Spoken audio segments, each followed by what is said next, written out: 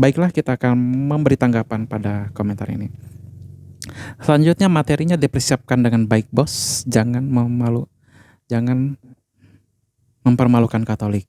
Jangan mempermalukan gereja Katolik. Itu yang saya tanggapi. Baiklah, penghakiman Tuhan Yesus adalah penghakiman berdasarkan moral Tuhan Yesus sendiri, yaitu 10 perintah Allah. Tertera dalam 10 perintah Allah. Jika anggota gereja Katolik ini tidak mengerti, atau anggota gereja Katolik yang belum mengerti 10 perintah Allah itu dengan jelas adalah jangan berzina, jangan membunuh, jangan mencuri, jangan bersaksi dusta tentang sesamamu, jangan mengingini milik sesamamu secara tidak adil. Begitulah hukum moral yang sudah dilaksanakan Tuhan Yesus. Jadi yang sebenarnya mempermalukan gereja Katolik adalah anggota gereja Katolik yang membenarkan atau bersikap melanggar 10 perintah Allah tersebut. Berzina, mencuri, bersaksi dusta, membunuh, mengingini istri atau suami orang lain, merampas atau mengingini milik seseorang lain secara tidak adil. Jadi begitu. Jadi hukuman penghakiman Tuhan Yesus itu berdasarkan moral Tuhan Yesus sendiri. Jadi dengan demikian kita bisa melihat bahwa hanya yang bermoral, yang benar dan layak menjadi hakim bagi yang tidak bermoral.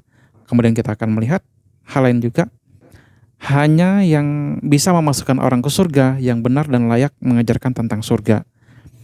Jadi kalau orang cuma bicara surga, bolak-balik surga, tapi dia tidak bisa memasukkan orang lain ke surga, itu tidak layak mengajarkan jalan ke surga. Oleh sebab itu, hanya Tuhan Yesus yang layak dan benar mengajarkan tentang surga.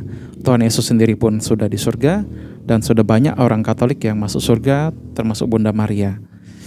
Hal ini bisa kita temukan kesaksian-kesaksiannya dari sumber-sumber yang benar. Jadi begitu. Jadi untuk pemilik akun ini dan orang yang mengatakan mempermalukan kegiatan kami di media sosial, mempermalukan gereja Katolik, saya juga pernah menemukan di anggota gereja Katolik yang kita live TikTok RK atau ini ya Bang, sepertinya Bang Yosep ya, Bang Yosep. Jadi dikatakan pekerjaan mempermalukan gereja Katolik. Jadi untuk anggota gereja Katolik berpikir demikian, kami menunggu videonya yang tidak mempermalukan gereja Katolik. Kami menunggu PT-PT-nya yang dengan materi yang bagus, yang dimengerti, sekali lagi dimengerti oleh lawan bicaranya, yang tidak mempermalukan gereja Katolik. Kami menunggu. Jadi kalau tidak membuat video, tidak membuat materi-materi yang tidak mempermalukan gereja Katolik, itu kurang layak untuk protes-protes, untuk menghakimi kami, kurang layak menjadi hakim. Jadi buatlah video. Dan perlu diketahui juga, kami yang berbicara di media sosial ini,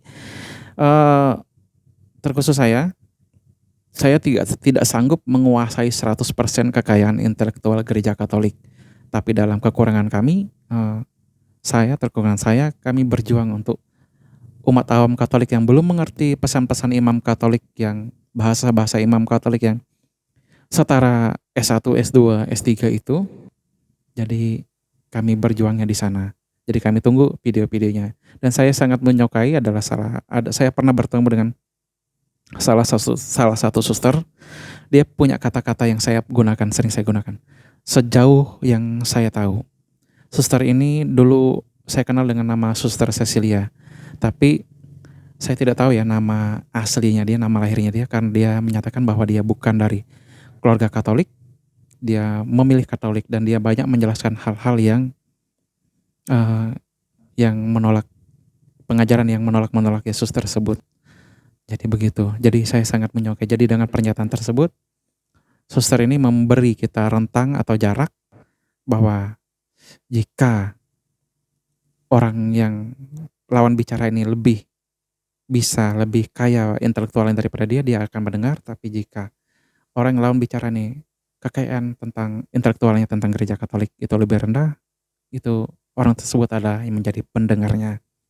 Jadi demikian, saya menunggu akun ini dan orang-orang yang berpikir kami mempermalukan gereja Katolik, kami menunggu videonya yang tidak mempermalukan gereja Katolik.